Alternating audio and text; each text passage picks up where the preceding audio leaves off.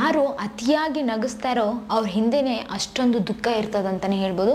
ಅದು ಮತ್ತೆ ಮತ್ತೆ ಪ್ರೂವ್ ಆಗಕತ್ತದಂತಲೂ ಹೇಳ್ಬೋದು.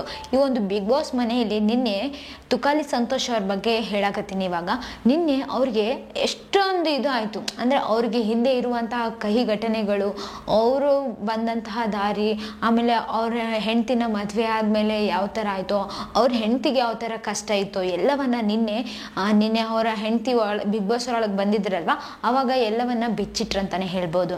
ಇಲ್ಲಿ ತುಕಾಲಿ ಸಂತೋಷ್ ಅವರು ಎಷ್ಟು ನಗಿಸ್ತಾರೋ ಆರಾಮ್ ಇರ್ತಾರೆ ಬಿಡು ಇವ್ರಿಗೇನಂತ ಹೇಳಿ ಅದೆಷ್ಟೋ ಜನ ಅನ್ಕೊಂಡಿರಬಹುದು. ಆದರೆ ಅವ್ರಿಗೂ ಕೂಡ ಹೇಳ್ಕೊಳ್ಳಾದಂತಹ ಕಷ್ಟಗಳಿರ್ತಾವ. ಹೇಳ್ಕೊಂಡ್ರೆ ಯಾರು ಹೆಂಗೆ ಅನ್ಕೊಂತಾರೋ ಏನಂತಾರೋ ಅನ್ನೋ ಒಂದು ಚಿಂತೆ ಕೂಡ ಇರುತ್ತಂತನೂ ಹೇಳ್ಬೋದು.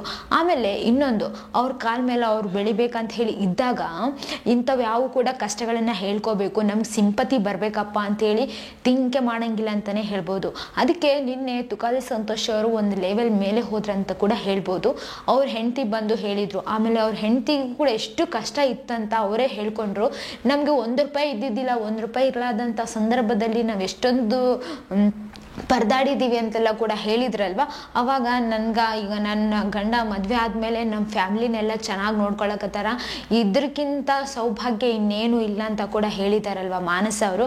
ಇದರಿಂದಾಗಿ ಕೂಡ ಎಲ್ರಿಗೂ ಈಗ ತುಕಾಲಿ ಸಂತೋಷ್ ಅವ್ರ ಹಿಂದೆ ಇರೋ ಸತ್ಯಗಳೇನು, ಅವ್ರು ಯಾವ ಥರ ಬೆಳೆದು ಬಂದರು, ಆಮೇಲೆ ಅವ್ರು ಅವಾಗ ಹೇಳಿದ್ರು ಅನ್ಸಲೆ ಅವ್ರ ತಾಯಿ ಬಗ್ಗೆ.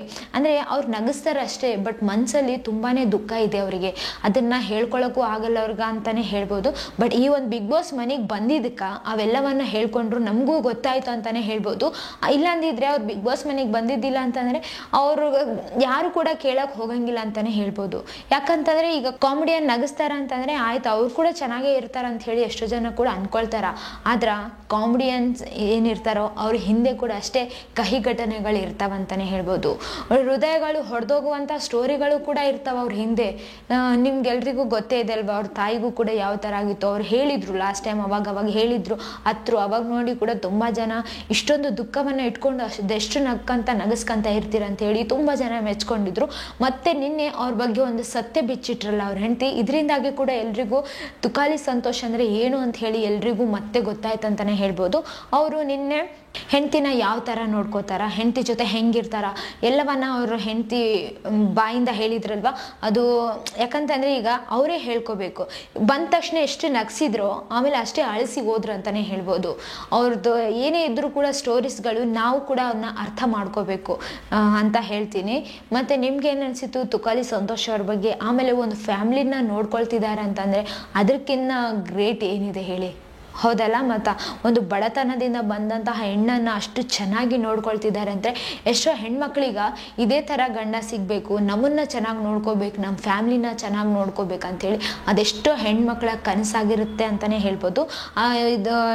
ಅದನ್ನು ಇವರು ಪ್ರೂವ್ ಮಾಡಿದ್ರು ಅಂತಲೂ ಹೇಳ್ಬೋದು. ಯಾಕಂತಂದರೆ ಅವ್ರ ಹೆಂಡತಿಗೂ ಕೂಡ ಇದೇ ಥರ ಕನಸಿದ್ದು, ಆಮೇಲೆ ಬಂದವ್ರು ಯಾವ ಥರ ನೋಡ್ಕೊತಾರೋ ಅನ್ನೋದು ಒಂದು ಬಾಧೆ ಇದ್ದೇ ಇರುತ್ತೆ. ಯಾಕಂತಂದರೆ ಫ್ಯಾಮ್ಲಿನ ಬಿಟ್ಟು ಹೋಗ್ಬೇಕಲ್ವ ಹುಡುಗಿರು ಯಾವಾಗೇ ಆಗಲಿ, ಅದಕ್ಕೆ. ಬಟ್ ಫ್ಯಾಮ್ಲಿನ ಕೂಡ ಅಷ್ಟೊಂದು ಚೆನ್ನಾಗಿ ನೋಡ್ಕೊಂಡದಕ್ಕೆ ತುಂಬಾ ಖುಷಿಯಾಗಿದೆ ಅವರಿಗೆ, ತುಂಬ ಚೆನ್ನಾಗಿದ್ದಾರೆ ಅಂತಾನೆ ಹೇಳ್ಬೋದು. ತುಂಬ ಹಿಂಗೆ ಇರಲಿ ಯಾವಾಗಲೂ ನಗಿಸ್ಕಂತಾನೆ ಅಂತ ಹೇಳ್ತೀವಿ. ಬಟ್ ಅವ್ರಿಗೆ ಇನ್ನೂ ಮುಂದೆ ಯಾವುದೇ ತರಹದ ದುಃಖಗಳು ಆಗ್ಬಾರ್ದು ಅಂತ ಹೇಳಿ ನಮ್ಮ ಕಡೆಯಿಂದ ಒಂದು ಆಸೆ. ಇನ್ನು ತುಕಾಲಿ ಸಂತೋಷ್ ಅವ್ರ ಬಗ್ಗೆ ಇವೆಲ್ಲ ಕೇಳಿದ್ರೆ ಒಂದು ರೀತಿಯಾದಂತಹ ಪ್ರೀತಿ, ವಿಶ್ವಾಸ, ಆಮೇಲೆ ನಂಬಿಕೆ, ಪ್ರೋತ್ಸಾಹ ಮಾಡಬೇಕು ಅವರಿಗೆ ಅನ್ನೋದೊಂದು ಎಲ್ರಿಗೂ ಬಂತು ಜಾಸ್ತಿ ಅಂತಾನೆ ಹೇಳ್ಬೋದು.